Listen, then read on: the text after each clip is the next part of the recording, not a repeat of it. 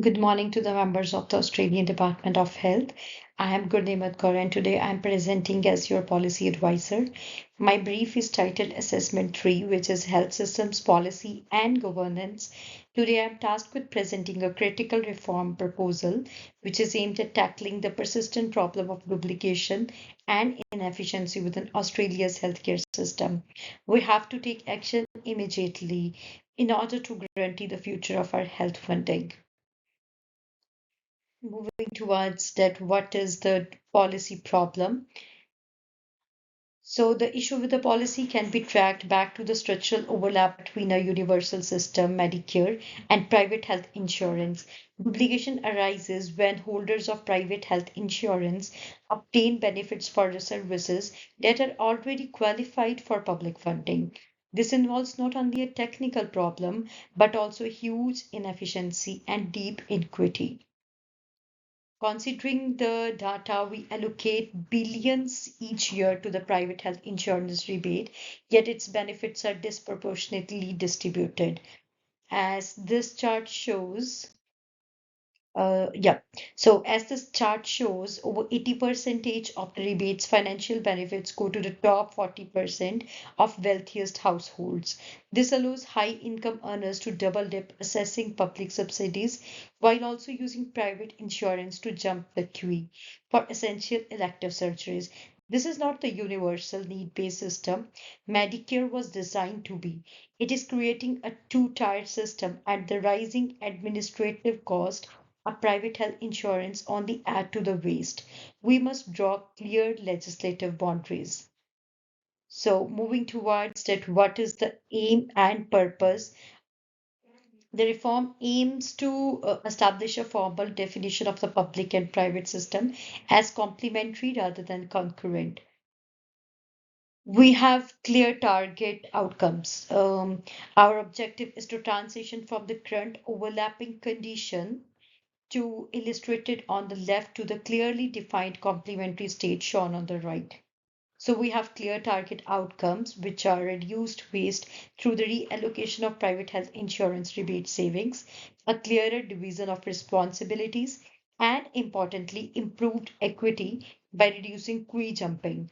Due to increasing cost and wait lists from the pandemic, this reform is essential for ensuring the system financial sustainability.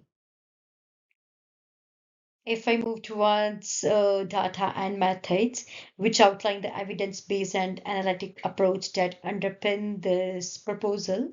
So we have a solid evidence based of our proposal.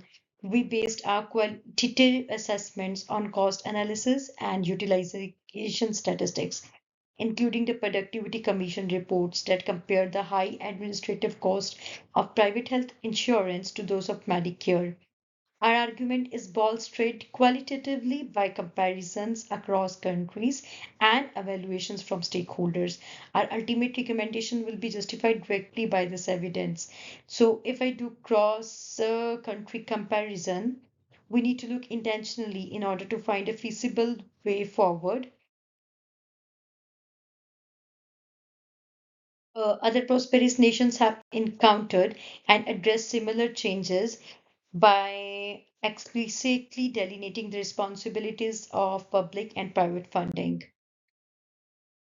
So, if I move and look intentionally in order to find a feasible way forward for Australia, other prosperous nations have encountered and addressed similar challenges by explicitly delineating the responsibilities of public and private funding. So let's begin with Germany and the Netherlands, which serve as two models in Europe. Germany runs a social insurance system in which private insurance serves as a substitute model. Individuals who earn a high income have the option to not participate in the public sickness fund, but the parameters for this choice are clearly established by law.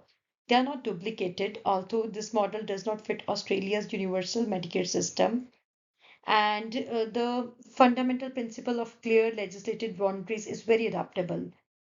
If I move towards the Netherlands, which has implemented a model of mandatory competition, as they move to a mandatory private insurance market, it is tightly controlled. A risk equalization fund is utilized to guarantee that all insurers compete on equal footing and fulfill the public goal of universal coverage. Although a full transition to a mandatory system is not politically viable in this context, the methods of stringent regulation and risk equalization are highly relevant for overseeing our current private market. Mm. Ultimately, moving towards the Singapore, which employs a MediSave model, their three-pillar approach highlights mandatory savings account, MediSave, and catastrophic insurance coverage, which is MediShield Life. Importantly, their insurance plan emphasizes catastrophic events rather than routine care, just like those of Germany and the Netherlands. Their system is based on a clear specification of the coverage of each pillar. Although their cultural and political context vary, the lesson remain unchanged. That is, the systems that succeed define the purpose of private insurance. All three highlight a crucial point, which is the combination of public and private sectors can only succeed with clearly defined, legally established boundaries. But if I talk about Australia, Australia is not succeeding at this, and the outcome is the inefficiency we are addressing today. Moving towards the final recommendation and justification. So, in light of the critical analysis and international evidence, my final recommendation is to opt for option three, which is to redefine private health insurance as complementary. We refer to this as defined boundary model. The suggested reform represents a clear legislative alternation as it is necessary to modify the Health Insurance Act 1973 to explicitly forbid private health insurers from providing coverage for any medical services listed on the Medicare benefits schedule. This option is the most effective and practical because it addresses duplication directly, removing the overlap and the necessity for the expensive private health insurance rebate.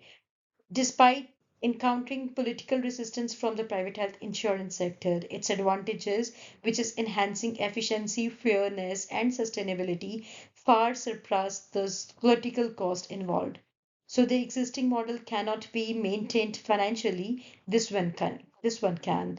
And in conclusion, I want to say that if adopting the defined boundary model moves us immediately and decisively toward a complementary system, this is how we end the double dipping that strain public resources, ensure universal access is based on need, and secure a sustainable, equitable health system for all Australians. I urge the Health Authority of Australia to implement this crucial reform. Thank you.